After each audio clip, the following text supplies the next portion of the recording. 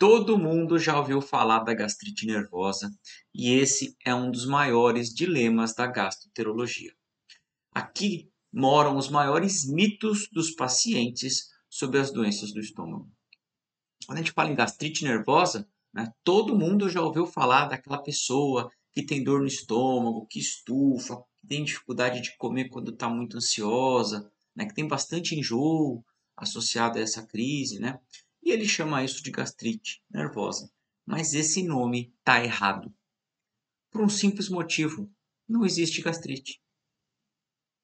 Não existe nenhuma inflamação no estômago nesse grupo de pacientes que tem essa dor epigástrica, essa dor no estômago com distensão e enjoo quando fica ansioso.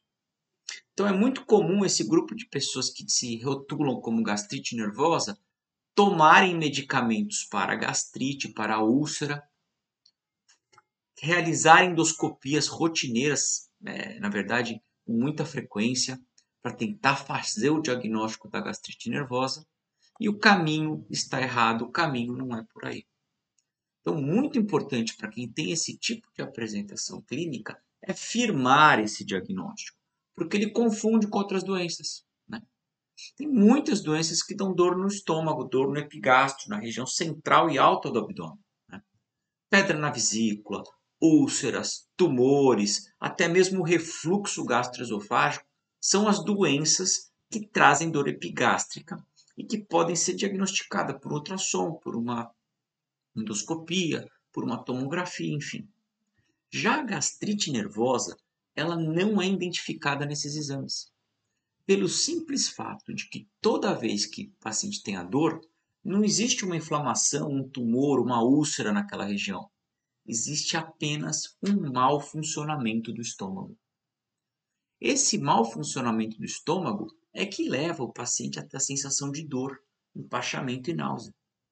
E sim, ele está relacionado com as questões emocionais, com as questões psicológicas. Existe o neuroeixo intestinal que está sendo cada vez mais estudado. Mas o que eu gostaria de deixar aqui claro para vocês é que o termo gastrite não existe. E não adianta ficar fazendo endoscopia para esses pacientes que têm essa tal da gastrite nervosa. O nome correto para gastrite nervosa é síndrome dispéptica funcional.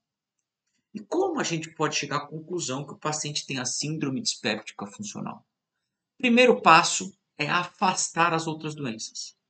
Então, uma vez que o paciente tem o diagnóstico, excluídos os diagnósticos de colelitíase, de úlcera, de gastrite erosiva, de neoplasias gástricas, pancreáticas, ou seja, com os exames apropriados, uma vez que se fez essa exclusão, a gente pode pensar no diagnóstico da síndrome dispéptica funcional. Então, para isso, eu gostaria de deixar como uma mensagem aos pacientes que não adianta ficar fazendo endoscopia todo ano. Fizemos o diagnóstico, excluímos as doenças, vamos começar a tratar a síndrome dispéptica funcional. E aqui que está morando o maior erro, mora o maior erro que tanto os gastroenterologistas como os pacientes acreditam.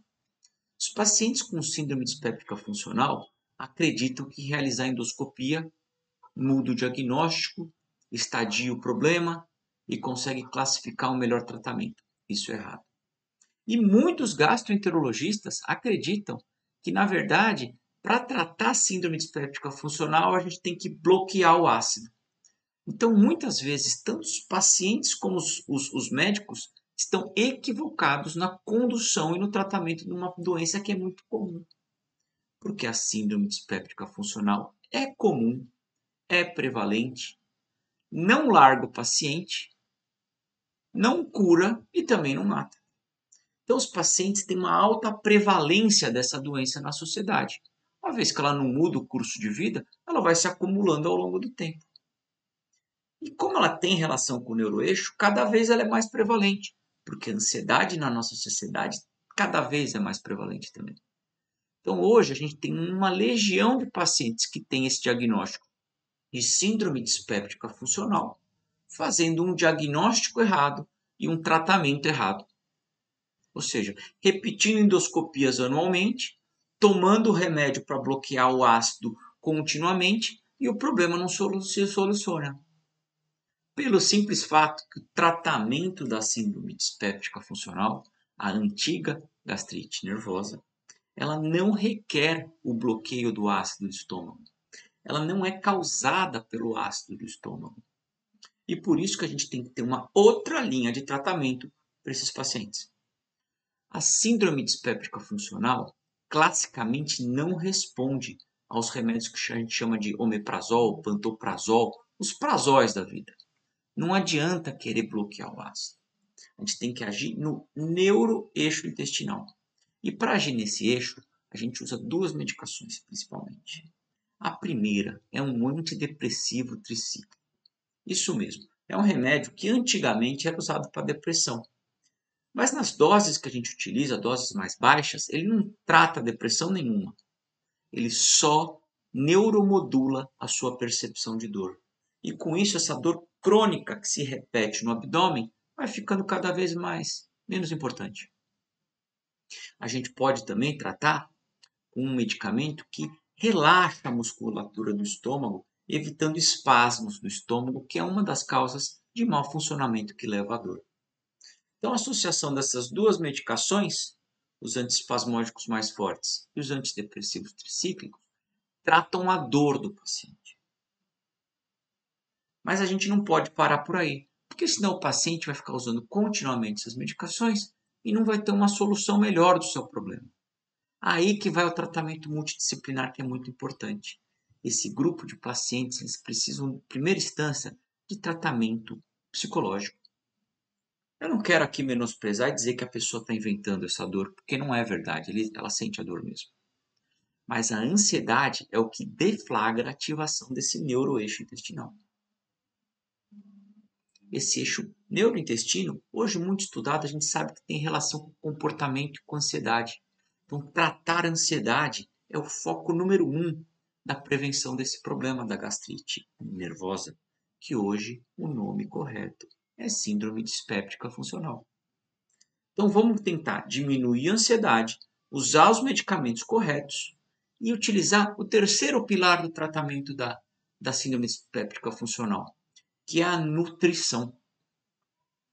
A nutrição é muito importante nesse grupo de pacientes. Comer copiosamente, tomar água junto com as refeições, utilizar-se de alimentos que demoram muito tempo para passar pelo estômago ou que fermentam demais, são prejudiciais para o aparecimento, para a resolução desse problema.